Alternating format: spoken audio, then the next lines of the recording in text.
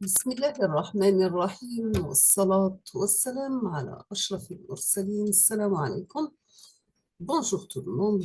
Aujourd'hui, on va voir ensemble un sujet d'examen qui a été proposé dans le module théorie de signal pour licence 2 S4 de l'université MSILA, faculté de technologie, département génie électrique. L'année universitaire, c'est 2021-2022. On passe aux questions. Donc, la date à l'examen, c'était le 30 janvier 2022.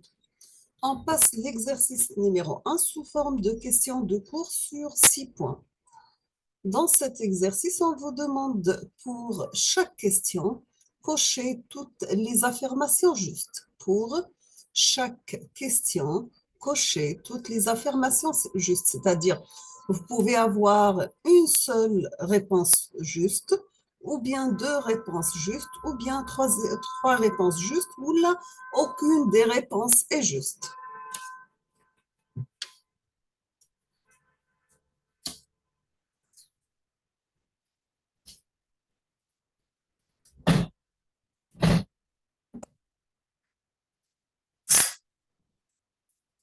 Donc, j'ai éliminé le bruit du fond.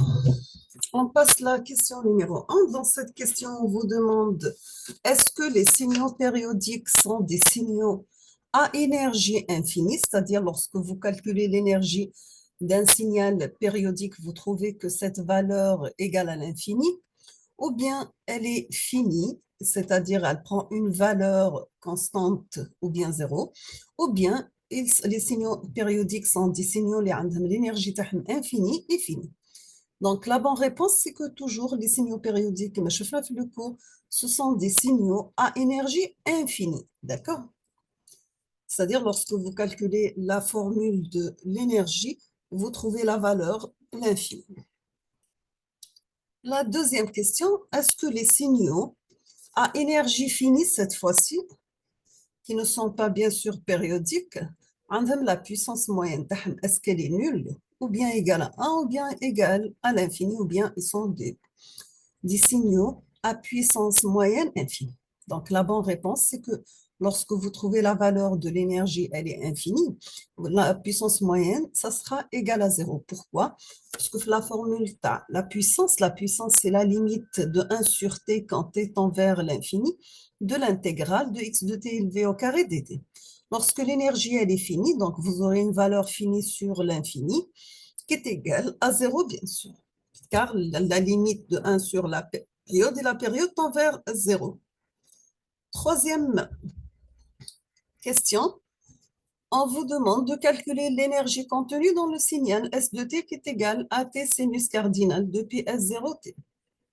L'énergie, donc la formule de l'énergie, c'est un calcul d'intégrale de moins l'infini à plus l'infini de x de t élevé au carré dt. Là, on a toujours la formule de l'énergie un signal sous forme de sinus cardinal, c'est l'amplitude du signal divisé par la période élevée au carré. La bonne réponse, c'est bien sûr la valeur de l'énergie. Vous pouvez faire les calculs vous-même. Vous trouvez que la valeur de l'énergie égale A carré par T carré, donc c'est l'amplitude du signal, divisé par 2F0, divisé par 2F0. Donc, la réponse qui est égale à carré t carré, c'est faux. La réponse que l'énergie d'un signal S de t qui est égal à t sinus cardinal de pi f0t égale à a carré est nulle. Et donc, ce n'est pas juste, pardon. On passe à la question numéro 4. Dans cette question, vous avez soit la fonction S de p qui est égale 1 sur p plus 1 cube multiplié par p plus 1 moins g. Est-ce que lorsque vous calculez la transformée de la place inverse, vous trouvez que cette fonction égale exponentielle moins t par 1 demi g de t carré plus t moins g plus gt, gt, ou bien égale exponentielle moins t par 1 demi g t carré moins t plus g moins g exponentielle gt, ou bien exponentielle moins t par 1 demi de t carré plus t moins g plus exponentielle gt. Donc, la bonne réponse, c'est la première question. Vous pouvez vérifier avec la décomposition de votre fonction S de P en éléments simples. Et après, vous calculez d'après la table de la transformée de la place inverse, la table de correspondance de chaque signal. Vous trouvez à la fin que la transformée de la place inverse de cette fonction S de P égale exponentielle moins t par 1 demi gt carré plus t moins g plus g exponentielle gt. On passe la cinquième question. Est-ce que ça concerne la transformée de Fourier cette fois-ci?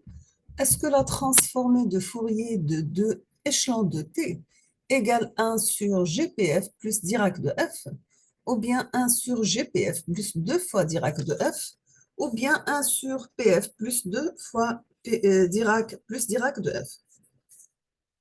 Donc, d'après la table de la propriété de la transformée de Fourier en utilisant la linéarité, que la transformée de Fourier de AX de t a pour transformée de Fourier AX de f.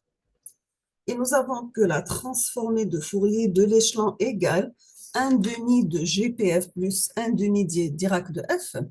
Et lorsque vous multipliez par 2, on va simplifier le 2 avec 2. Donc, ça reste que la transformée de Fourier de 2 fois échelon de t égale tout simplement 1 sur GPF plus Dirac de f. Donc, c'est la bonne réponse. On termine avec la dernière. Donc, cette dernière fonction, vous avez est-ce que la transformée de Fourier de sinus de pi f0t égale 1 sur 2g Dirac de f moins f0 moins Dirac de f plus f0, ou bien 1 sur 2g Dirac de f moins f0 plus Dirac de f moins f0, ou bien 1 sur 2g Dirac de f moins f0 moins Dirac de f moins f0.